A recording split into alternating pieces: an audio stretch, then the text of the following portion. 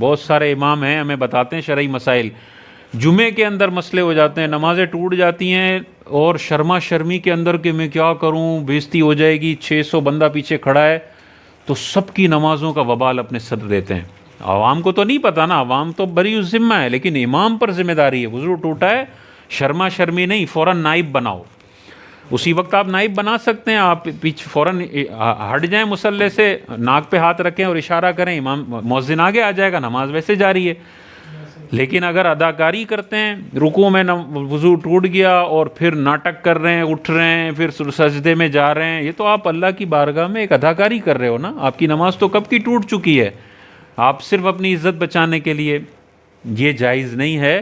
وہ امام بڑا شدید گناہ گار ہے، اور اگر کوئی ایسا امام ہے جس نے اس طرح کیا ہے تو اب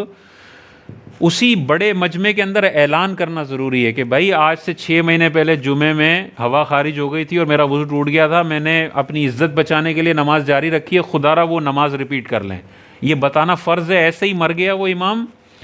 تو 600 بندوں کے جمعے قضا ہونے کا وبال اس کے کندھے پر ہے۔ تو ایسے میں امام کی عزت بڑھ جاتی ہے۔ آپ جمعے میں 1 رکعت کے بعد مؤذن کو اپنا خلیفہ بنا لیں تو آپ کی عزت بڑھے گی کہ یار یہ امام صاحب کتنی ہماری نمازوں کی فکر کر رہے ہیں، کہ اگر نماز ٹوٹی ہے، ان کا وضو ٹوٹا ہے، تو اپنی عزت کی پرواہ نہیں کی، انہوں نے ہماری نماز کی پرواہ کی ہے۔ تو کبھی بھی شرما شرمی نہیں ہونی چاہیے، آپ فوراً خلیفہ بنائیں اور وہاں سے چلے جائیں۔ حدیث میں آتا ہے نکسیر پہ، حضرت عائشہ صدیقہ ارشاد فرماتی ہیں اگر وضو ٹوٹ جائے تو نکسیر پر ہاتھ لگ کے نکل جائے، لوگوں کو یہ لگے گا اس کی ناک پھوٹ گئی ہے، خون نکل رہا ہے، تو عزت بھی سیو ہو جائے گی، دوسرا کچھ غلط نہیں سوچے گا بندہ، اور بندہ وہاں سے نکل جائے۔ تو امام صاحب کے لیے بھی یہی ہے، ناک پہ ہاتھ رکھے تو مؤذن صاحب فوراً 2 قدم چل کے آگے آ جائیں، اسی جگہ سے نماز کنٹینیو کر لیں۔ امام صاحب نے اگر الحمد پڑھ لی ہے تو یہ سورت پڑھ لیں، امام صاحب رکوع میں تھے تو رکوع میں ہی وہ 2 قدم چل کے آگے چلا جائے اور آگے مؤذن کنٹینیو کر لے۔ لیکن یہ نہیں ہو سکتا کہ ایک رکن امام بے وضو پڑھا دے۔ اگر رکوع میں وضو ٹوٹا ہے اور یہ کہتے ہیں یار چلو تھوڑا سا اور چلاتے ہیں، آگے کھینچتے ہیں نماز کو، اور پھر رکوع ادا کر لیا، اب قومے میں یہ امام مؤذن کو بلا رہے ہیں، اب نہیں ہو سکتا، اب نماز فاسد ہو گئی، اب سب کی فاسد ہو گئی، اب مؤذن آگے آ بھی جائے گا تو نہیں ہے۔ تو جس رکن میں آپ کی نماز ٹوٹی ہے، سجدے میں ٹوٹی ہے، آپ اسی وقت کھڑے ہو جائیں، پیچھے سے مؤذن کو حرکت دیں، مؤذن سجدے سے اٹھے،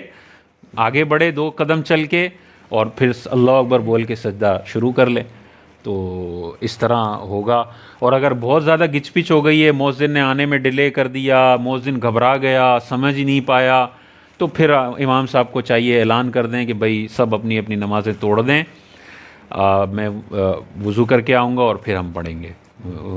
وہ اس میں امام کی عزت ہمیشہ بڑھے گی۔ کبھی بھی کوئی،